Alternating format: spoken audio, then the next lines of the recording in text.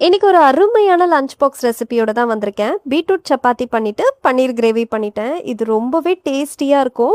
இப்பவே இந்த ரெசிபிய சேவ் பண்ணி வச்சுக்கோங்க. உங்க லஞ்ச் பாக்ஸ் டென்ஷனுக்கு குட் பை சொல்லிடுங்க. சிம்பிள் அண்ட் ஈஸியா எப்படி பண்ணலாம்னு சொல்லிட்டு பார்க்கலாமா?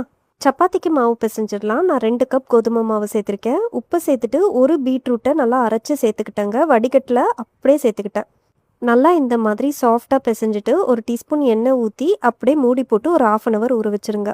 பேனில் பட்டர் எண்ணெய் சேர்த்துக்கோங்க. சீரகம் சேர்த்து பொரிஞ்சதும் வெங்காயம் சேர்த்து வதக்குங்க. கூடவே ஒரு டீஸ்பூன் இஞ்சி பூண்டு பேஸ்ட் சேர்த்து நல்லா மிக்ஸ் பண்ணி கொடுத்துருங்க. நான் 2 தக்காளியை அரைச்சி சேர்த்துக்கிட்டேன். இதை நல்லா ஒன்று சேர மிக்ஸ் பண்ணிவிட்டு மசாலாலாம் சேர்த்துக்கலாம். மஞ்சத்தூள், மிளகாத்தூள், சீரகத்தூள், கரம் மசாலா, உப்பு எல்லாம் சேர்த்து நல்லா கலந்துக்கோங்க. மசாலாவோட பச்சை வாசனை போனதும் நான் 1/2 கேப்சிகமாக பொடியாக கட் பண்ணி வச்சுருக்கேன். அதையும் சேர்த்து மிக்ஸ் பண்ணிக்கிறேன். இப்போ கொஞ்சமாக தண்ணி ஊற்றி நல்லா கலந்து கொடுத்துட்றேன். கிரேவி நல்லா கொதி வந்ததும் நம்ம திருவன பன்னீரை சேர்த்து நல்லா கலந்து கொடுத்துடலாம். 2 நிமிஷம் விட்டிங்கன்னா நல்லா எண்ணெய் பிரிஞ்சு வந்துடும். கடைசியாக காஞ்ச வெந்தயக்கீரை, ஃப்ரெஷ் க்ரீம் சேர்த்துருங்க.